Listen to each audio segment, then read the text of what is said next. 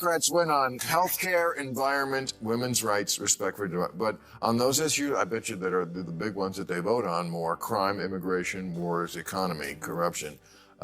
So that's the takeaway there. The only thing the Democratic Party stands for today is opposition to Donald Trump. Yeah. And I just read Kamala Harris's new book, 107 No, Days. you didn't. I did? No, you didn't. When they ask who has a better plan, Republicans crushing it on crime, immigration, wars, the economy, even corruption.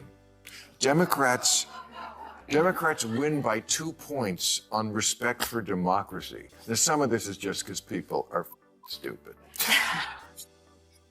So Kamala Harris just dropped her latest book apparently explaining how and why she lost the election. Spoiler alert, it's never her fault. The pages drip with half-truths, victimhood tales, and the usual woke word salad we've come to expect from the left, but then enters our anti-woke gladiator Bill Maher, ready with his scalpel of sarcasm. He tore through Kamala's excuses, exposing her for what she really is: a confused autofouch and hopelessly performative politician pretending to be profound. Buckle up, this one's going to sting.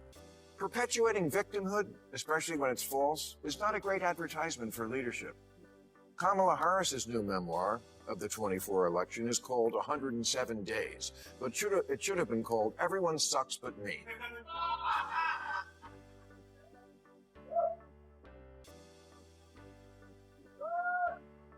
Hmm. 107 Days is a victim's title because, get it, she only had 107 days to win. Yeah. And $1.5 billion, and a built-in army of about 75 million people who'd vote for any human adjacent life form that wasn't Trump. So Bill Maher kicked things off by shredding Kamala Harris' book title 107 Days. According to Maher, that title alone is a perfect example of Kamala's spin, framing herself as the poor victim who just didn't have enough time. But Maher wasn't buying it. He pointed out that Kamala had one of the largest campaign budgets in political history, and the backing of a mainstream media that practically worshipped her, not to mention she had around 75 million voters who would have voted for anything with a D next to it. So crying about in 107 days, nothing is ever Kamala's fault. Biden lets her down by not stepping down sooner. Pouty face emoji. Gavin Newsom, he was asked for his endorsement, but texted, "Hiking, we'll call back." But then never did. And then he didn't even ask her to prom. America itself lets Kamala down by not being ready for the running mate she really wanted, Pete Buttigieg. So she's stuck with the Home Depot paint salesman. And the rest is herstory. Poor Kamala. We made her the star of a rom-com and didn't even give her a gay best friend.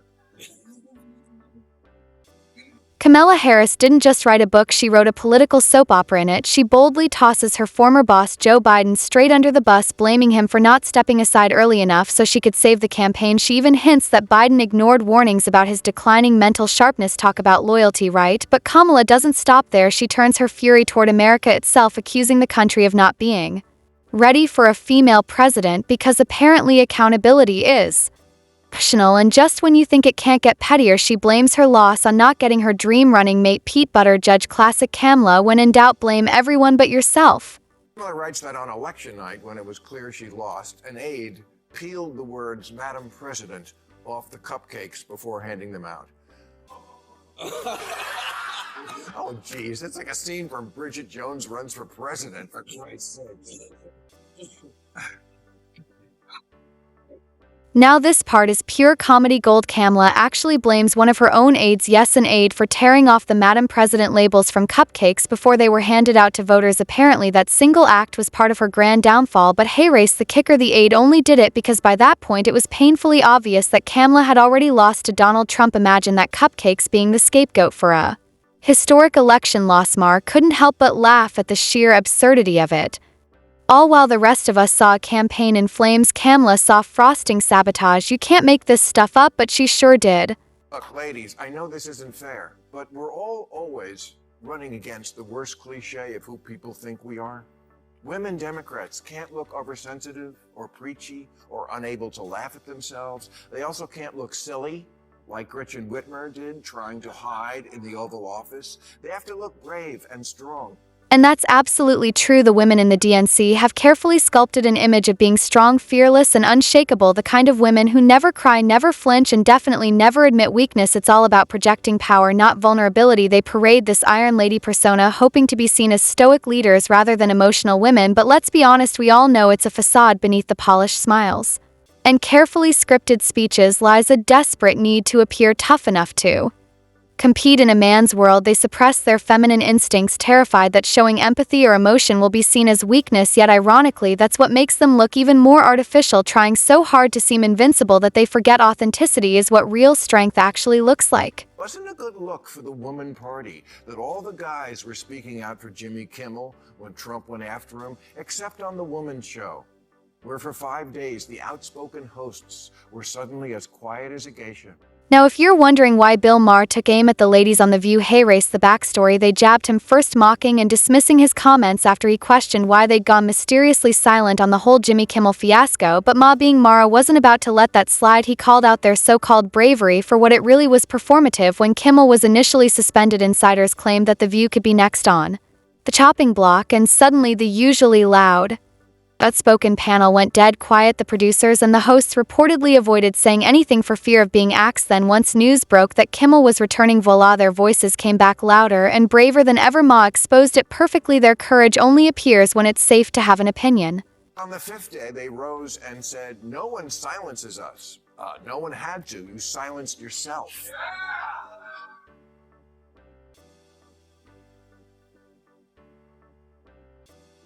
Whoopi Goldberg continued, "Did you all really think we weren't going to talk about Jimmy Kimmel? No, I thought you would, but then you didn't."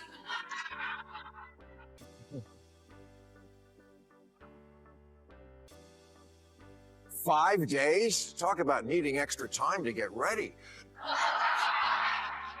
And if you can't take a break, breath, and laugh at that, you're making my point for..." The likes of Sunny Holston, Whoopi Goldberg, and Anna Navarro are the perfect examples of selective bravery: fierce when it's convenient, silent when it's risky. These women have built their careers on outrage, quick to cancel anyone who doesn't echo their talking points, yet when the heat turns toward them, suddenly they're cautious, calculating, and terrified of the very mob they helped create. They know exactly how vicious a cancel campaign can be, and they'll do anything to avoid becoming its next victim.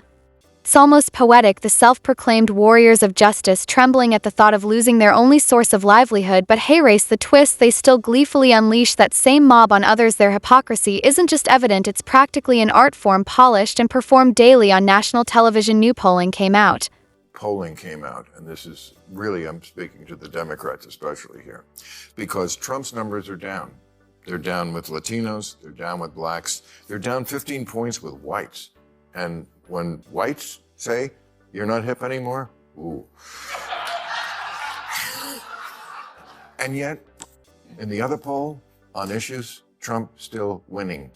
So this is your big opportunity, Democrats. He's down in the numbers, and you still can't score. The DNC just can't seem to find its footing, and the reasons are piling up fast. There's no real leader to inspire confidence or chart a clear direction forward. The party remains trapped in its own echo chamber, still heavily influenced, if not outright controlled, by the fringe woke left. It's become a toxic environment where groupthink thrives, and any hint of dissent is treated like heresy instead of confronting reality. They cling to delusion, convinced that slogans can replace strategy, and to make matters worse, Kamala Harris has decided to throw her own party under the bus rather than taking responsibility for one of the most humiliating election defeats in DNC history. She's pointing fingers and rewriting history. It's chaos disguised as leadership, and the Democrats are paying the price for it when they ask Who has a better plan. Republicans crushing it on crime, immigration, wars, the economy, even corruption. Democrats win by 2 points on respect for democracy. Now, some of this is just because people are stupid.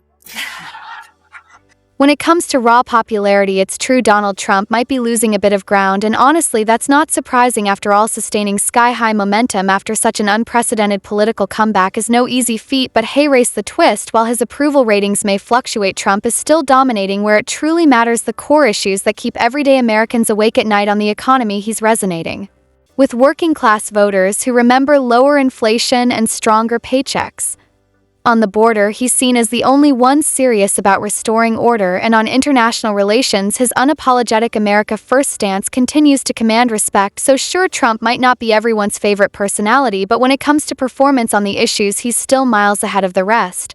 Democrats win on healthcare, environment, women's rights, respect for, but on those issues, I bet you that are the big ones that they vote on more: crime, immigration, wars, economy, corruption. So that's the takeaway there. The only thing the Democratic Party stands for today is opposition to Donald Trump. Yeah. And I just read Kamala Harris's new book, 107 No, Days. you didn't. I did? No, you didn't. Honestly, that's the Democratic Party's entire playbook at this point, fighting Donald Trump. That's all they've got. They've made a full-time career out of opposing him, milking the anti-Trump narrative for every drop of political capital. It worked the first time around when Biden won, but they ran the same tired strategy again when Trump faced off with Kamala Harris, and this time voters weren't buying it. People were exhausted by the endless Trump bashing and wanted something real: policies, plans, vision. But when they turned to the DNC, there was nothing there. No clear economic strategy, no border plan, no leadership, just more outrage and empty slogans. The Democrats built their identity around hating Trump, and now that the outrage has worn off, the party looks hollow, leaderless, and out of touch with what voters actually care about. As you probably know, it's like a diary of what happened, but I was looking for, okay, and what's the plan for the future? There wasn't any, and she's just indicative of the party at large. And by the way, that's one of the reasons she lost. She's rewriting history in the book, too. She's now against men and women's sports. Like, come on. Like, they tried to dismantle Title IX against women when she was vice president. Right. I mean, that's just one of many examples. She could have had 701 days and would have still lost that race. But you're right. The data says it's cost of living, it's inflation, it's immigration, illegal immigration, all those things. Everything else is at the bottom. And by the way, law and order crime. 107 days, way too many for anybody, but including her. Right. But the more they got to know her, the less they liked her. I've said this many times on this show. Other countries don't do this. They don't have years to run. Mars is absolutely right. The more Americans got to know Kamala Harris, the less they liked her. And who could blame them? People quickly saw through the glossy Hollywood endorsements, the carefully staged photo ops, and the painfully forced charisma. Beneath all that political theater, there was nothing of substance, just empty rhetoric wrapped in a nervous laugh. Whenever real questions came her way, she'd either dodge them, stumble through a vague answer, or erupt into that infamous cackle that became her trademark. It was obvious she wasn't prepared to handle the pressure or the policies. Voters wanted authenticity and leadership. What they got was a walking PR campaign. No wonder Ma didn't hold back. Kamala wasn't taken down by her critics. She was exposed by her own hollowness. Hold an election, and they have an election in a month. Yeah, and nor the influence of money. We should do that. Right?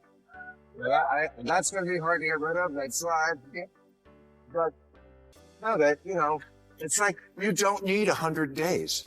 You need 107 days. You tell people your plan. This is what I am for. This is my thing. You're selling something. You're selling a vacuum cleaner. If I'm selling a vacuum cleaner, I'll tell you why I think it's best. Am I going to tell you every goddamn day for 2 years? Did I tell you about the attachment that gets under the... Yeah, you did.